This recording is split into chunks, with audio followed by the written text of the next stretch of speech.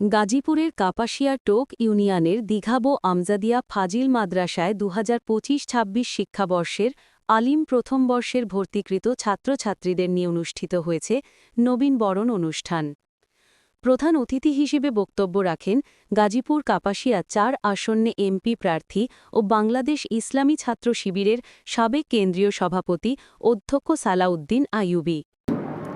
আমি দৃঢ়ভাবে বিশ্বাস করি, কোন বাবা অথবা মা এই জন্য তার সন্তানকে শুধুমাত্র ভর্তি করেন না মাদ্রাসায় যে তার ছেলে দুনিয়ায় তাকে অট্টালিকা তৈরি করে দেবে।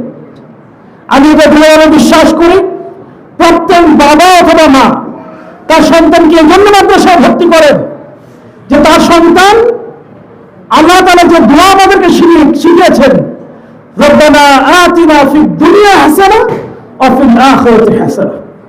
হে আল্লাহ, তুমি আমাকে দুনিয়ায় দাও এবং আখিরাতে দাও।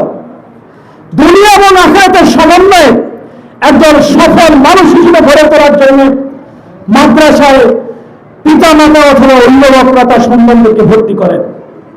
কিন্তু আমরা সেই গবেষণায় দেখেছি, উদ্দেশ্যের বিবেচনায় আমরা আমাদের এই লক্ষ্য থেকে বিচ্যুত হয়ে যাই।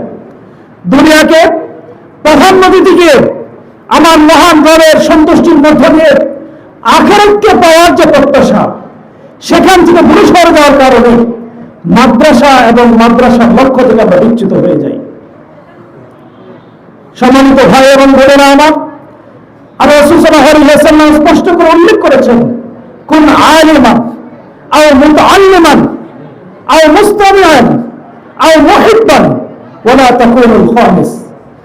আল্লাহ রাসূল বলেছেন, আলেম হও, আলেমের ছাত্র হও, অথবা আলেমের শ্রোতা হও, অথবা আলেমকে ভালোবাসাকারী হও। আপনারা সৌভাগ্যবান, আলেম হওয়ার সুযোগ পেয়েছেন। আল্লাহ রাসূল যে কয়েকটি স্টেজের কথা বলেছেন, আল্লাহ রাসূল যে ক্রমাবলীর কথা উল্লেখ করেছেন, স্বর্ণ শিখরে পৌঁছার সুযোগ আপনারা পেয়েছেন।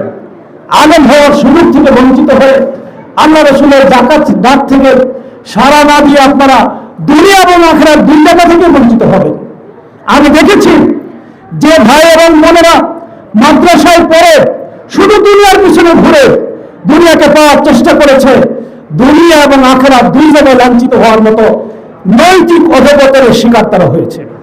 এজন্য অনুরোধ করব, সম্মানিত ভাই এবং বোনেরা আমার, টার্গেট করুন, আমি আমার প্রদত্ত সুযোগের সর্বোচ্চটুকু ব্যবহার করে আল্লাহর সন্তুষ্টির জন্য আমি রাসূলের ডাকে সাড়া দিয়ে শীর্ষ আলেমে দ্বীনে পরিণত হব। বিশ্বাস করুন, আলেমদেরকে আল্লাহ তাআলা আল্লামা সাইদির মতো মানুষ বানিয়ে এই পৃথিবীতে যে মর্যাদা দিয়েছেন, এটা আলেমরাও কল্পনা করতে পারেনি।